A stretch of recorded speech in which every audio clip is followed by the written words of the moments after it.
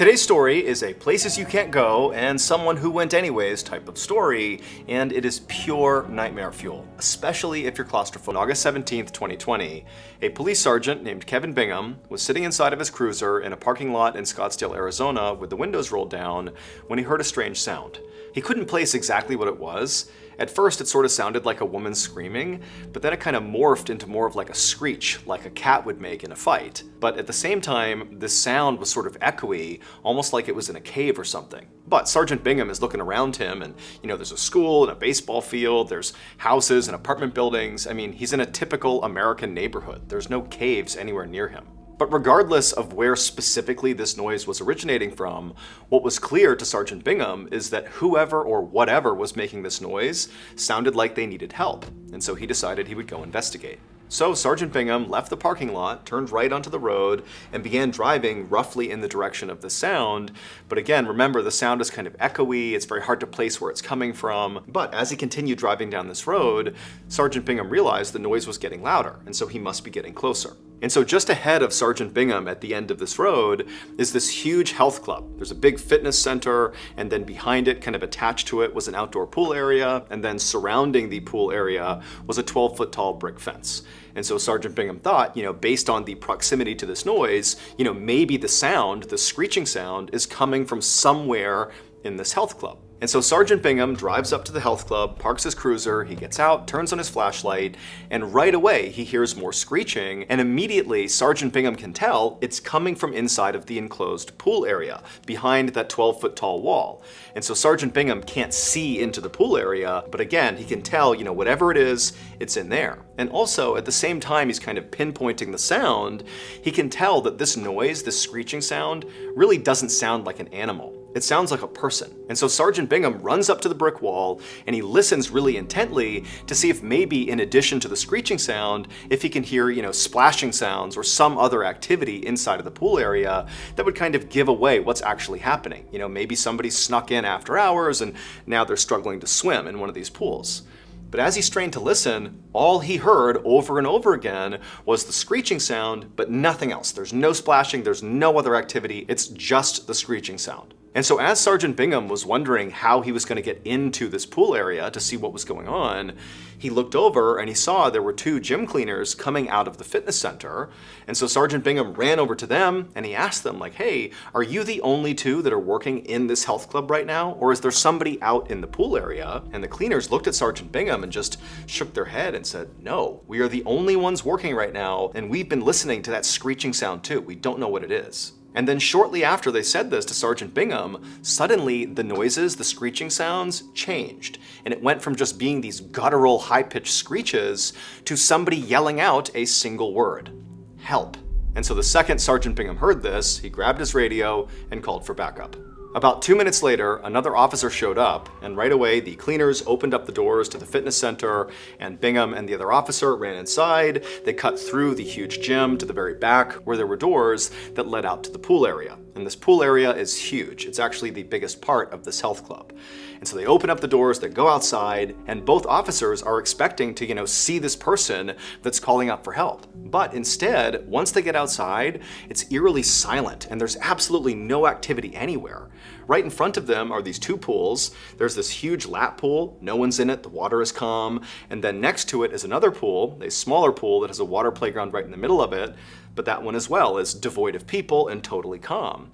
And so the officers are looking at each other like, where is this person that clearly was calling for help a second ago? But just then, the cries for help began again, and this time they were able to kind of pinpoint where it was coming from. It was coming from a third pool, kind of in the back of the pool area, beyond these two pools and beyond some cabanas. There was this third shallow pool with two water slides going into it.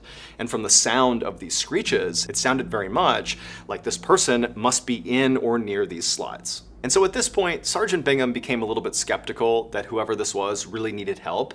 He felt like it was more likely that, somebody had just snuck in after hours who maybe was high on drugs or mentally ill, and now they're just kind of causing a scene inside one of the slides. Or maybe it's somebody who snuck in just to play a prank, to screw with the cops and act like they were in trouble when they really weren't. And so Sergeant Bingham looks at the other officer and they kind of are like, okay, let's go see what's going on here. And they make their way over to the slides, And when they got there, there's two slides. There's one slide, which is blue, and it's an open top. So if you were sliding down it, you'd be visible the entire time you're on the slide. And there's nobody on this slide. So whoever is making these sounds, they're not on or in the blue slide. But the other slide, the red slide, was a tube slide. And so if you were going down this slide, you'd be hidden inside the tube. And so both officers are thinking, okay, the person who's yelling out for help has got to be inside of this red slide. And so the two officers went to the base of the red slide and they looked up inside of it, but they couldn't see anyone. But it was a big enough slide that it was possible they were, just beyond their line of sight. And so Sergeant Bingham just yelled in like, hey, are you okay? And the person did respond to this, but they didn't respond with words. They just responded with more screeching. And so Sergeant Bingham tells the other officer, hey, stay right here at the foot of the slide. I'm gonna go up and go down the slide. We'll meet in the middle, we'll find this person, and we'll get them out of here. And so the other officer stays put, and Sergeant Bingham goes to the stairs. He makes his way up to the top of the platform that led to both slides. He went to the top of the red slide, and he looked down into it, but he couldn't see anybody. But again, the slide was long enough. It's possible that from both sides, looking up and looking down, your line of sight would not allow you to see the person right in the middle. And so Sergeant Bingham yelled into the slide like, hey, I'm coming down and my partner's coming up. We're gonna find you here. Like, if you're in there, go down, get out of the slide. But again, the response they got was not words. It was just more guttural screaming and moaning. And so feeling kind of annoyed, Sergeant Bingham gets his flashlight and aims it straight ahead of him, and he begins slowly making his way down the slide. And at the same time, his partner at the bottom began making his way up the slide. And so as they're doing it, both officers are yelling like, hey, if you're in here, we're coming in, like, let's go, you gotta get out of here. But again, all they're hearing is more screaming. And as the officers get closer and closer to the middle, they're expecting to see someone. But then suddenly, both officers come face to face right in the middle of this red slide, and there's nobody there. It's just them. And so at this point, both officers are totally freaked out. This did not make sense. They've been listening to this person screaming out for the last few minutes, and it sounded so much like they were in this slide. Like, how could they not be? And so Sergeant Bingham and the other officer get out of the slide, and they start screaming out for this person, like, hey, tell us where you are. But in response, they just continued to get more and more desperate sounding screeches. And it sounded like the screeches really were in this red slide, or at least somewhere really close by. But there's no one anywhere near them. There's nowhere for this person to be. It didn't make any sense. And so having no other ideas, Sergeant Bingham went over to the blue slide, the open top slide that very clearly nobody is on, but he hopped on it and thought, let me just check. And he began going up the slide. Now, this slide was not a straight slide. It actually went around in the middle like a corkscrew. And so as Sergeant Bingham began walking up the slide began to turn, and so he began walking along this corkscrew section of the slide on the way to the top. And about halfway up the corkscrew section, when he's basically halfway up the slide, Sergeant Bingham just stopped and just kind of scanned around, because now he's at a higher position, a better vantage point across this outdoor area, and he's looking all around him, despite still hearing these screams coming out of what feels like right where he is. He doesn't see anybody. But then, right as he's about to continue going up the slide, something catches his eye just below him. And he stops and he kind of leans over the edge of this blue slide and looks straight down, and he could not believe what he saw. It would turn out earlier that night, so right before 12:20 a.m., which is when Sergeant Bingham first heard that screeching sound, a 32-year-old man named Ryan Kelly, who was naked and high on meth, snuck into the pool area. He climbed over that wall, jumped inside, and eventually he found his way over to the stairs that led up to the platform that allowed you to go down the red and blue slides. And once he got up there, instead of, sliding down the slide, he began walking down that blue slide, the open top slide that has a corkscrew section in the middle. He began walking down it, and when he got about halfway down it, around the part where it began to corkscrew, he stopped, and at some point must have looked around him and noticed there was a support beam basically running from the ground straight up, basically as high as the blue slide was, where there were all these arms branching off of it that supported the corkscrew section of the slide. It was just holding the corkscrew up. And from where Ryan was standing, he would have had the ability to see the top of this beam. And he would have seen that the top of this beam was open. It was a round beam with about an 18-inch diameter across, And to any sane person, it would be very apparent that you're not supposed to go inside of this support beam. But Ryan, being high on meth, decided he would go inside of this support beam. He climbed up to the top of it and then wedged his feet into this narrow opening. And Ryan's a pretty skinny guy. He's naked, he's slick with sweat. And he began lowering himself into this pipe, this hollow pipe that goes all the way to the ground. And after he got his feet in there and his legs in there, he's forcing himself down. He finally got most of his torso in, and then he would have realized his hands would not be able to fit unless he put them over his head. And so he put his arms over his head and just continued to wiggle himself down into this pipe. And at some point, probably around the time that his shoulders cleared the pipe, he kind of slipped pretty quickly about halfway down the pipe. Not to the ground, basically suspended right in the middle of this tiny, tight pipe. Now, we don't know for sure if Ryan intended to get out of this pipe at some point, but once he was about halfway down the pipe with his arms up over his head, there was absolutely no way he could get himself out again. There was just nowhere to pull or anything. He's completely wedged, barely able to breathe, and on top of that, he's in Arizona. It's one of the hottest places in the world, and on top of that, they were experiencing a heat wave, and his body, his naked body, is pressed all against the inside of this metal pipe that conducts heat. And so he's basically in this really tight space, cooking alive, and there's no way to get out. And so at some point, as Ryan is likely realizing that he is completely screwed here, and he's beginning to literally cook to death, he began trying to scream out for help, but he was likely in so much pain, and also again, under the influence of meth, that he couldn't quite yell out words. He just let out those horrible screeching sounds, and those were the noises that Sergeant Bingham heard. But then when Sergeant Bingham and his partner got into the pool area, they were able to identify roughly where Ryan was stuck, but Ryan, again, couldn't make words. He's so messed up, he's in so much pain that he just continued to scream, and because he was in that pipe, it kind of created this weird echoey phenomenon where when he would scream out, his voice would come out of the pipe and almost kind of get thrown around the park. That's why Sergeant Bingham and the other officer couldn't quite figure out where he was, and at one point it sounded like he was in that red slide, when obviously he wasn't. And so finally, at some point, Sergeant Bingham walked up the blue slide. He's halfway up, he's hearing Ryan screaming, and he turns and he looks down, and from his perspective where he was standing, he was looking down into that pipe. And looking up at him inside of this pipe is Ryan, arms up over his head, wide-eyed, screeching, trying to be saved. But unfortunately for Ryan, his rescue was a very technically difficult thing to pull off. He was too far down the pipe for anyone to reach him to pull him up, and when they threw a rope down to him inside of the pipe, Ryan was too weak to grab onto the rope. And so for hours and hours, rescue crews tried to get Ryan out. The whole time Ryan is panicking and screaming and cooking to death, basically.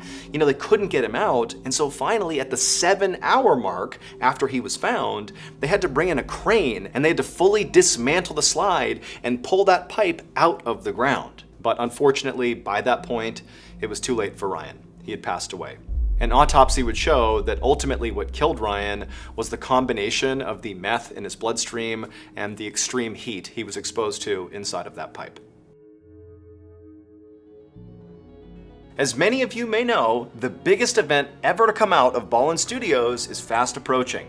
From September 26th to October 20th, I will be on tour. I'll be visiting 15 cities across the United States, telling strange, dark, and mysterious stories live and in person. Last year we did one show. It was a sold-out show in Austin, Texas, to kind of trial run this concept, and it's basically just me on stage telling stories, and people loved it, and there was huge demand for more, and so here we are, doing 15 more shows. Tickets for these 15 shows have been selling very quickly, but there are still tickets available if you act basically right now. All you have to do is go to tour.ballenstudios.com, find the show that is, nearest you or whichever one you're interested in, click on the link, and if there are tickets still available, you can buy them through that link. And if you're lucky, there might even be some VIP tickets left, which will give you access to meet this guy, if that's of interest to you. Also, just for our VIP ticket holders, bring your copy of our graphic novel and I'll sign it for you when we meet. And so the way you get the book is either you have already pre-ordered it or you can buy a copy at the theater. We'll be selling them on site. Again, I'm going to be on tour from September 26th to October 20th, telling stories in person. It's going to be great. If you want to go, there are still tickets, but they're going quick. Just go to tour.ballenstudios.com and get your tickets today. Okay, back to the stories.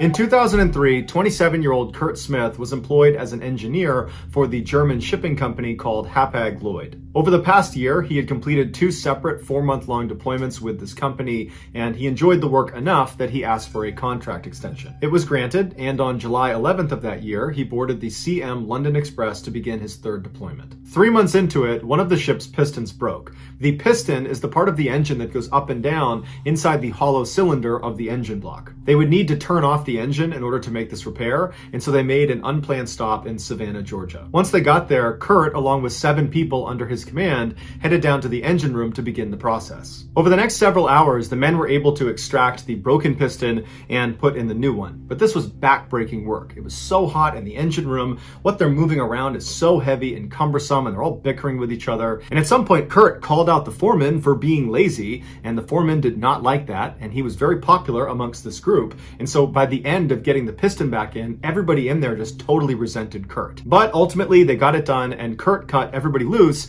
except for the foreman. He told him he needed to stay back and help him ensure all the pistons were properly installed. To do that, they would need to go inside of something called the scavenger air receiver, which is this tube that's 55 feet long by 5 feet wide with access hatches on either side, and it sits right next to the engine block.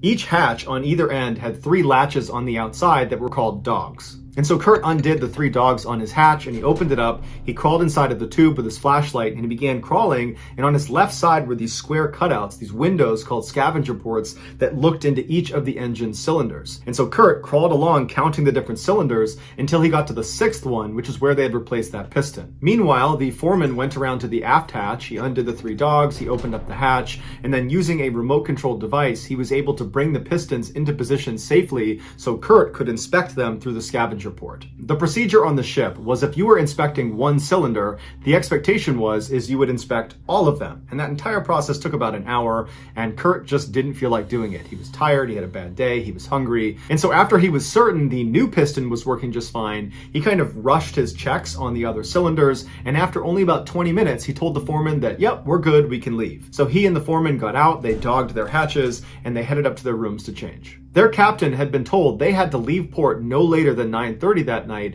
because a huge tanker was coming in and there'd be no space for them. But at 8 p.m., as everyone is running around prepping the ship, somebody noticed Kurt was not at his workstation. The chief engineer called down to the engine room to ask anyone down there if they had seen Kurt, but nobody had. So a sailor was sent down to Kurt's cabin to see if he was in there, but he wasn't. At this point, because they only had about an hour until they were departing, they had to find Kurt. So they sounded the alarm on their ship, which was a little bit premature, but they figured, let's get everybody involved and just find Kurt. And so everybody stopped what they were doing and began searching the ship. During the search, a sailor was down near the scavenger air recovery space, and he noticed on the forward hatch there was a little piece of rag poking out of the top right corner of the forward hatch, and the lower 2 dogs were not set. He knew they were having issues getting a good seal on this particular hatch because there was a divot in one of the O-rings. And so he figured someone must have put a rag right over that divot to try to help seal this hatch, and they just forgot to shut the 2 lower dogs. Now, it did cross this sailor's mind that Kurt could have gotten inside of the scavenger air recovery space and then somehow got locked inside,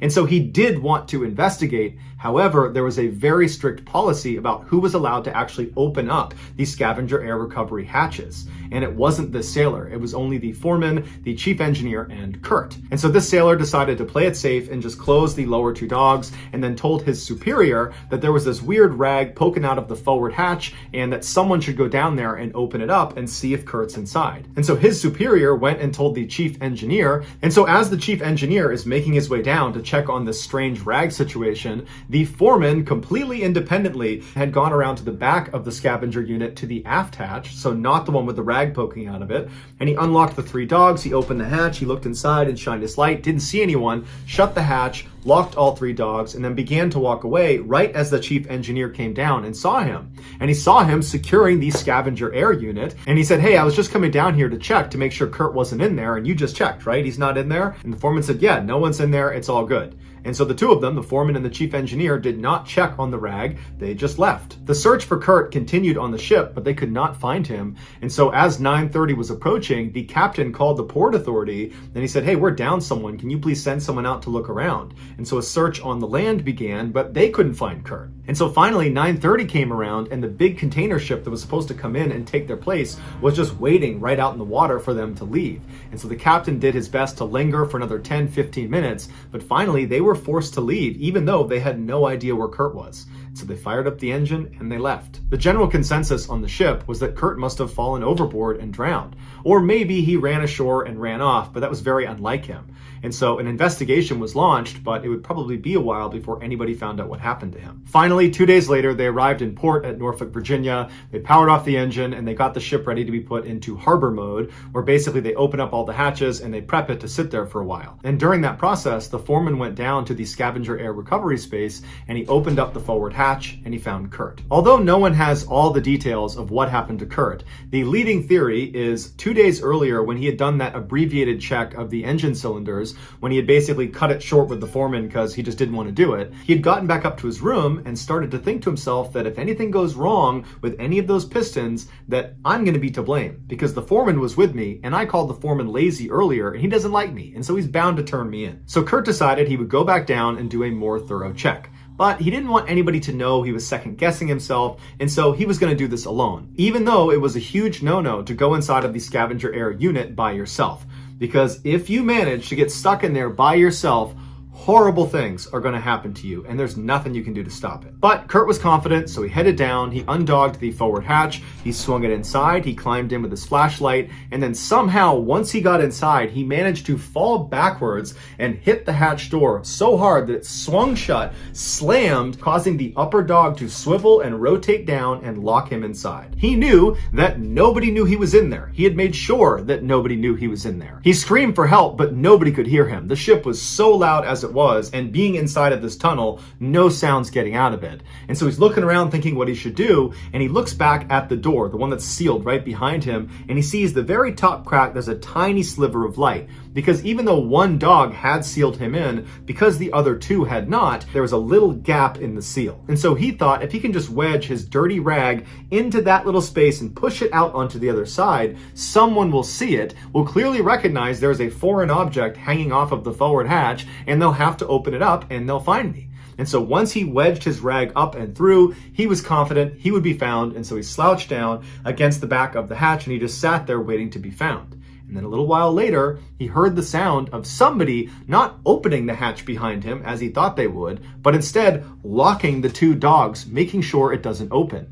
He must have got up and turned around and screamed for them, but again, they can't hear him. And then a couple of minutes later, on the other side of the tube, 55 feet away, the aft hatch opened up briefly. Somebody shined their light in. It didn't hit him. He tried to yell for them. They didn't hear him. And then he saw them shut the hatch, and he heard the sound of them locking all 3 dogs. At this point, you got to figure that Kurt's fear is at a primal level. He knows at any moment, if somebody doesn't get him out of here, this is going to become a death trap. And so as he's looking around, just wondering what's going to happen, he would have felt the incredible pressure start to build up in his ears. It would have taken him to his knees, it would have been crushing in his skull, and he would have heard the sound of each of the hatches being pressed up against their O-ring as the room began to pressurize. And then he would have heard the sound of the pistons beginning to churn inside of the engine cylinder right next to him. And at that point, he would know there's no hope. And slowly, horribly, that room would begin to heat up until Kurt was cooked alive.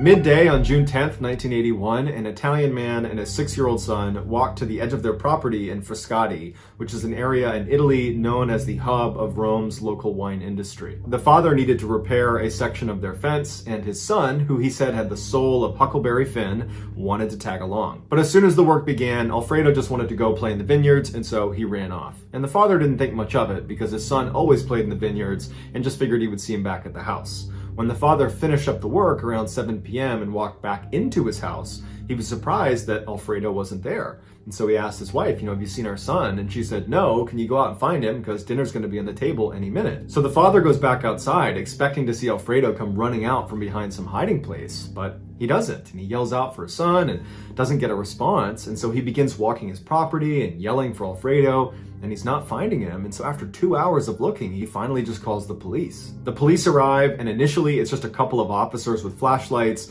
and they spend about 2 hours looking as well. They can't find him, so they call in backup in the form of officers with sniffer dogs, and the dogs began searching the property for another 3 hours, and they still couldn't find him. A little after midnight, the fire department, known in Italy as the fire brigade, they joined in as well. Shortly thereafter, a fire brigade officer was on the edge of Alfredo's property when he discovered a small hole in the ground. It would turn out Alfredo's neighbor had dug an illegal well, which was a common practice at the time, and generally, if you dug one of these wells and you struck water, you would report the well. But if you dug down and you didn't find water, you would just cover it up with a girder and you wouldn't tell anyone. In this case, however, the hole the officer was looking at did not have anything covering it.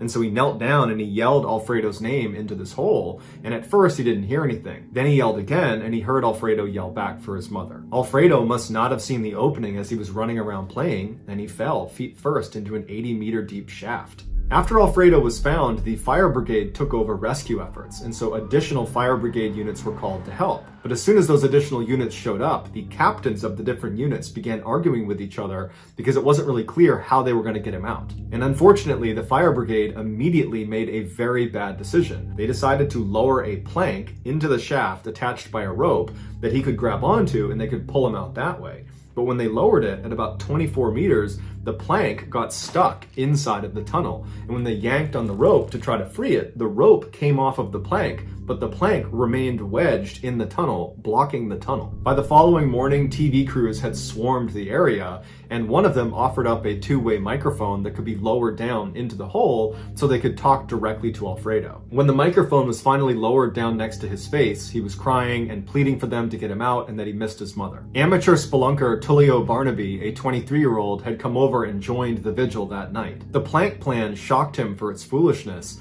and so too did the scene. It was like everyone and no one was in charge. The well opening had been widened in hopes that a very skinny person would be willing to be lowered down to remove the piece of wood that was obstructing the tunnel. And since Tullio was a spelunker and was comfortable in confined spaces and was pretty skinny, he volunteered himself to do it. As he was lowered down, he quickly realized the inside of this tunnel was not a straight shot. It was more like a corkscrew.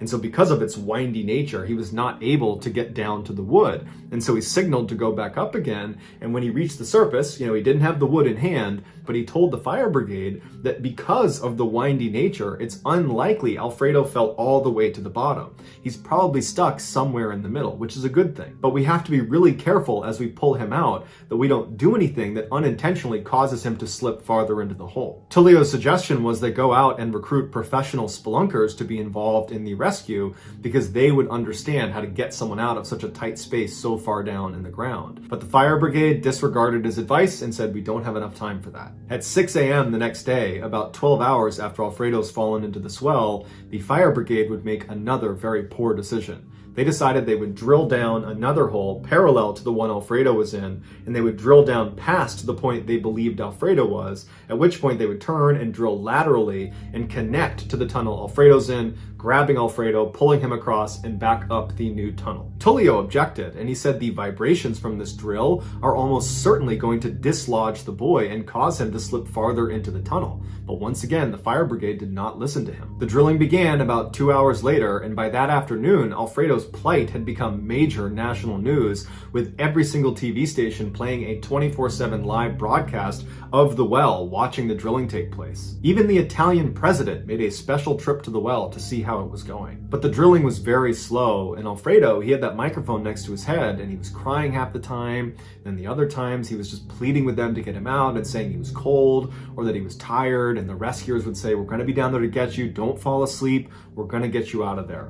Finally, after 36 hours, they had drilled all the way down to their intended stopping point, and they began drilling across into Alfredo's well. When they finally broke into Alfredo's well, rescuers rushed in with flashlights and looked up and looked down, and there was no sign of Alfredo. And they called it up to the top, and they said, he's not here. And then all of a sudden, they heard a faint voice coming from all the way down at the bottom of the well. The vibrations from all of the drilling had indeed caused Alfredo to slip all the way to the very bottom. They estimated he was approximately 30 meters below this new parallel tunnel, and at that depth, the temperatures would be freezing, and so now Alfredo, on top of everything else, was facing hypothermia. They quickly lowered the microphone again down to Alfredo, and they told him, we're gonna get you out of there, we're sorry we dropped you, but we're gonna get you. And Alfredo's voice came back weak. He was tired, he was sore, he was freezing, he was crying. It was like the situation was just getting so much worse by the second, and rescuers knew they had to get to him probably in the next couple of hours, or that was it. And so another skinny man volunteered to go down into the hole, and they lowered him, and he would go all the way down to the bottom where Alfredo was. And he would call up that he found him and that Alfredo was alive. But Alfredo was stuck waist deep in this mud that the guy could not pull him out of. And so every time he'd begin to raise him slightly out of the mud, he'd lose his grip and he would fall back into the mud, going deeper into the mud each time. And after the 7th time of not being able to do it, Alfredo was getting dangerously close to being neck deep in the mud. And so the guy had to be pulled back out again. As soon as he was pulled back out again, more men volunteered themselves to go in there and try to yank him out, but many of them were not able to even get down to Alfredo. They would get stuck along the way. A couple did get to Alfredo, but they said his condition was worsening, he was weak, he wasn't even assisting trying to get pulled out. It was clear they were reaching the end. Finally, at 6:36 a.m. on Saturday, so 2.5 days after Alfredo fell in, they could not get him to respond on that two-way microphone. And so they sent down a sonar probe, and they could not detect a heartbeat, and doctors declared him dead. The next day, liquid nitrogen was poured into the hole to preserve the body, and then 31 days later, they were finally able to extract it. After it was all over, the 25 million plus people that watched this take place live on television were crushed with what happened to Alfredo. There was a general sense that lots of people let this poor child down, which led to his death. But the person who was ultimately held accountable for it was the neighbor who had illegally dug the well. And so the neighbor was charged with manslaughter and was sent to jail, but their sentence is not publicly available online.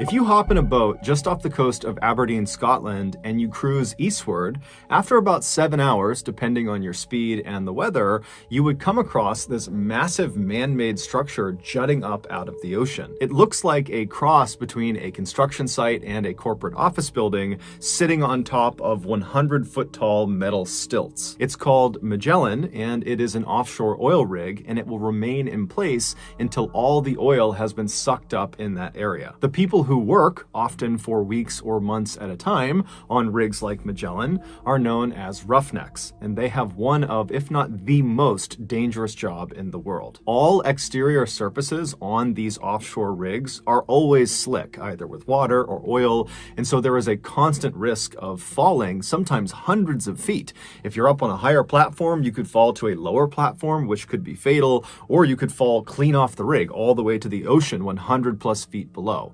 If you add in some bad windy weather, the risk of falling increases tenfold. Also, the crude oil that these roughnecks are drilling for is highly combustible, and so fires are a huge concern as well. And if that wasn't risky enough, there's also this phenomenon known as a blowout, where basically the oil well that the drill is actually drilling into will just explode. Now, all rigs have some sort of mitigating equipment to try to save themselves in case this occurs, but in reality, if it happens and you are unfortunately near the drill when it happens, you are likely to be killed or maimed. While the downsides of working on an oil rig are fairly obvious, the upsides are too, namely your pay is fantastic. In 2000, a 41-year-old father of two named Gordon Moffat was a roughneck working on the Magellan. His primary job was to perform maintenance on the drill.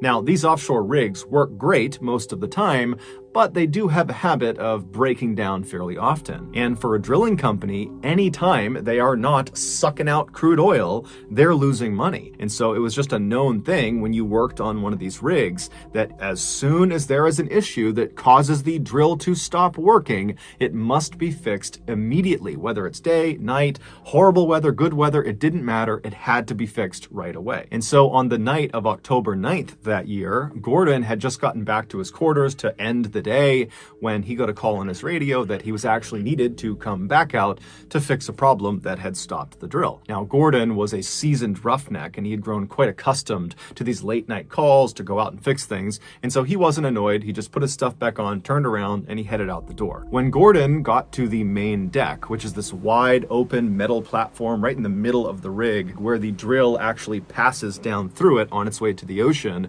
when he got to the main deck, he was met by some of his co-workers who told him where he would need to go. The cabling that needed fixing was located right below the main deck. However, it was not accessible from the main deck. In order for Gordon to get to it, he would need to go down to the next lowest platform from the main deck. Basically, he would need to hop in an elevator and go down one floor. And from this lower deck, the crew on the main deck would lower down a harness attached to a long wire. They would feed it down through this hole in the main deck platform called a mouse hole. It was about 10 inches across, and they would feed it down, and he would grab the harness, he would put it on, and then he would signal up to the main deck crew who could literally see him through this mouse hole. They would turn around and they would signal somebody called the hoist operator, and they were located above the main deck, slightly back. They couldn't actually see Gordon, so they're relying on communications with the people on the main deck. And the hoist operator would start their winch, and a winch basically reels in the wire that was connected to the harness that was on Gordon. And so once the hoist operator was informed, he'd turn on the winch,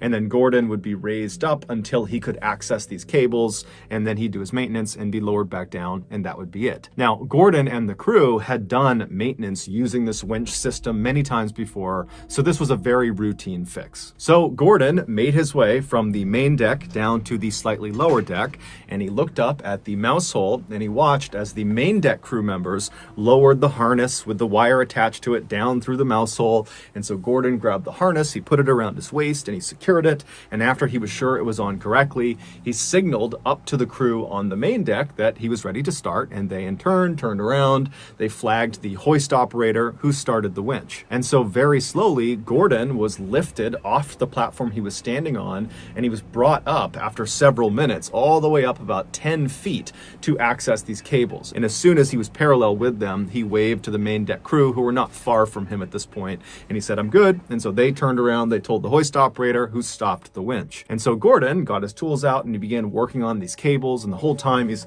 trying to stay in one place because the wind is whipping through and he's kind of dangling and swinging around. And then eventually he finishes the repair, the cables are good, and so he signals the crew on the main deck through the mouse hole that he was good to go. "You can lower me back down now." And so the main deck crew, they turn, they wave to the hoist operator to go ahead and lower Gordon, and the hoist operator, he gives the thumbs up and he starts the winch. However, the hoist operator accidentally forgot to switch the direction of the winch.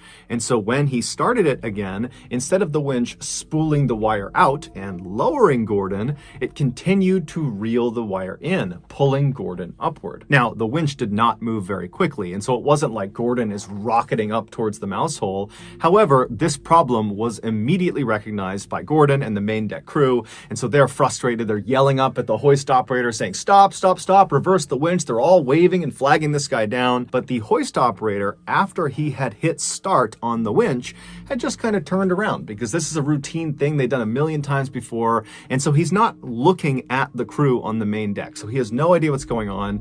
And it was so windy and loud that night on board the rig that he couldn't hear their cries, and so the winch just continued to reel in the wire, slowly raising Gordon closer and closer to the mouse hole. Now, Gordon could not get out of his harness unless he was on the platform below, so there was no way to escape the situation he was in. And so Gordon Gordon, after a few seconds of this not stopping and him continuing upward, he starts screaming. He's not annoyed anymore, he's terrified, and so is the crew on the main deck. They are now frantically screaming at the hoist operator to stop the winch, but nothing is working. And so one of the main deck crew members, sensing that they need to do something different to get this guy's attention, he runs away from where the mouse hole is to this nearby phone, and this phone is connected up to the hoist operator station, and he picks it up and it starts dialing. Up in the hoist operator station, he's still not paying attention when the phone rings. He grabs the phone, puts it to his ear, and immediately he's hit with screams to stop the winch. And so the hoist operator, totally confused, whips around and hits stop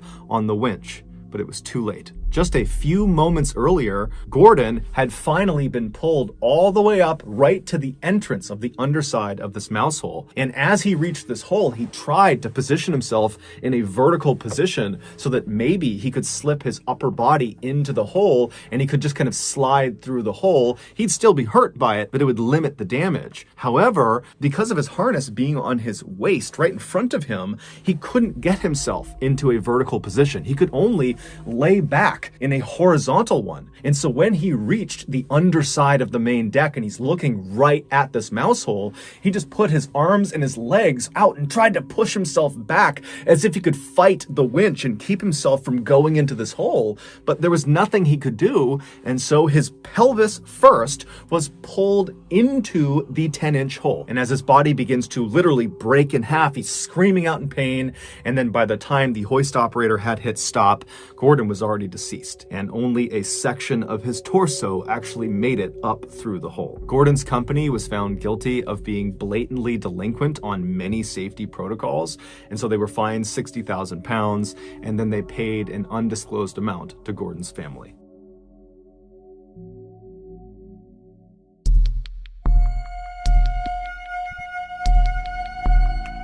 In 1974, 18-year-old Debbie Stone landed what she considered to be an amazing summer job. She was hired to work at Disneyland in Anaheim, California. Her specific role was to be a hostess at a brand new attraction called America Sings. Disney had basically converted an old carousel, which is a ride that spins around in a circle. They had converted it into a rotating stage, and they put up partition walls all along this rotating stage to create 6 distinct stages on this rotating stage.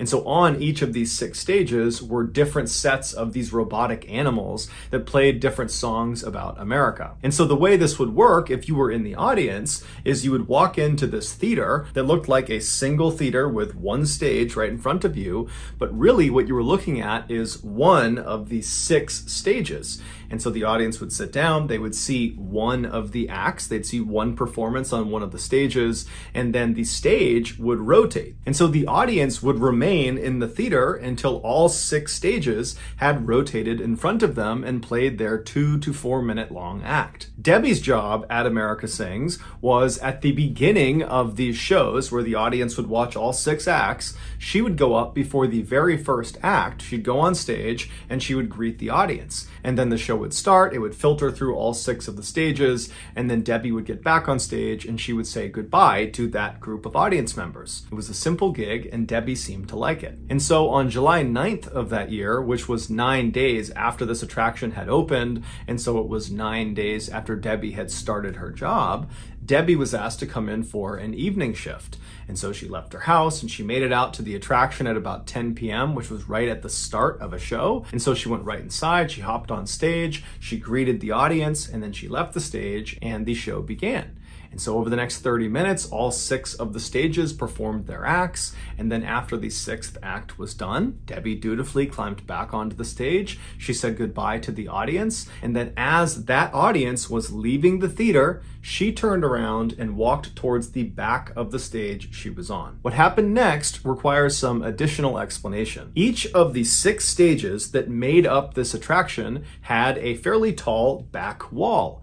And behind each of these 6 back walls that were kind of in a ring was the center of the actual attraction. And in the center was this circular, fairly tall storage room.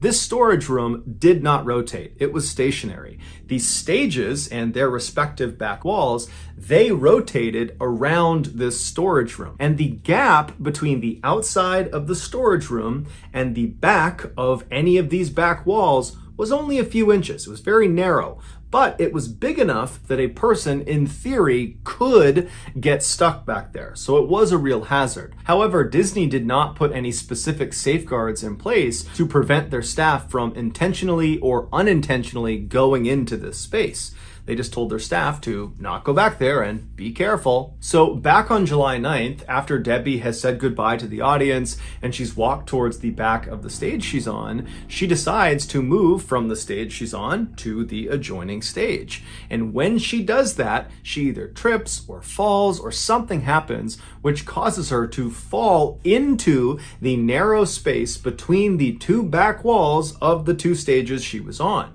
And so she falls through that gap and then gets wedged between the outside of the storage room and the back of one of the back walls. She tries to pull herself up and pull herself out of the space, but she realizes she's stuck. And so she starts to panic and she starts screaming for help. None of the staff hear her, or they don't recognize that this is a real call for help.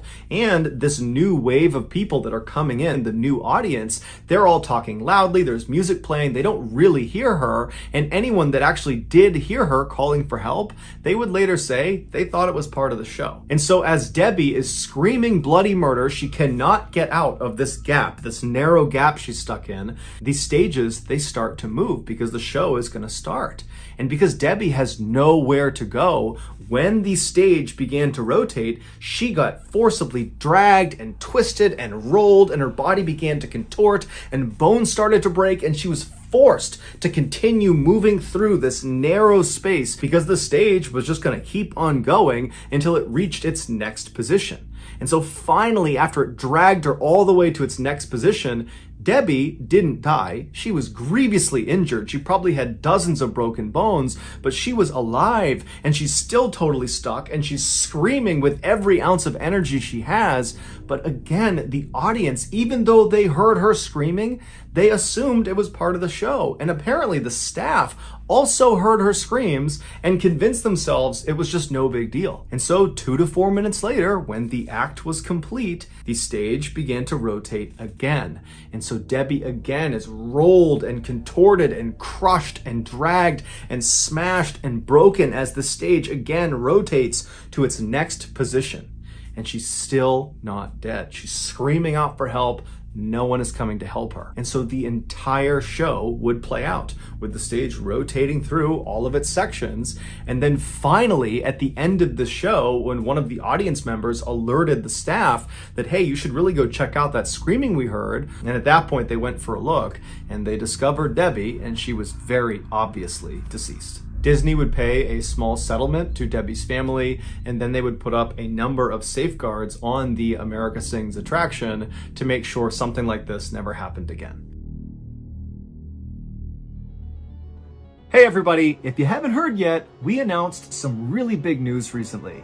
We are putting out a book. And it's amazing. It's called Mr. Ballen Presents Strange, Dark, and Mysterious, The Graphic Stories, and it's an amazing graphic novel we have been working on for over a year. And it's our very first book, so we're all very proud of this. We think it's going to be so amazing. So in this book, there are 9 stories, 5 of which are of the old variety, so you've heard them on YouTube, and they've been remastered and put into this book. And then you have 4 full-length, brand new stories, which are amazing, that have also been put inside of this book. And the way we made those 4 new stories is to have them replicate the feel of YouTube. In fact, I would say this whole book is like the written version of our YouTube channel. It's totally a throwback to our OG fans who found us on YouTube. This is the book for you. It's gonna be so good. The book's not coming out until my birthday, October 1st, but you can pre-order it right now by going to book.ballenstudios.com. And also, after you pre-order, be sure to follow me on social media and all the other places that we put out content, because we're going to be teasing stuff about this book before release. Things like, sneak peeks into the book and some pieces of artwork and some behind the scenes stuff. So there's a lot of stuff going on, but it all starts with pre-ordering that book. So again, go to book.ballenstudios.com and pre-order our first ever official book. It's going to be great. Enjoy.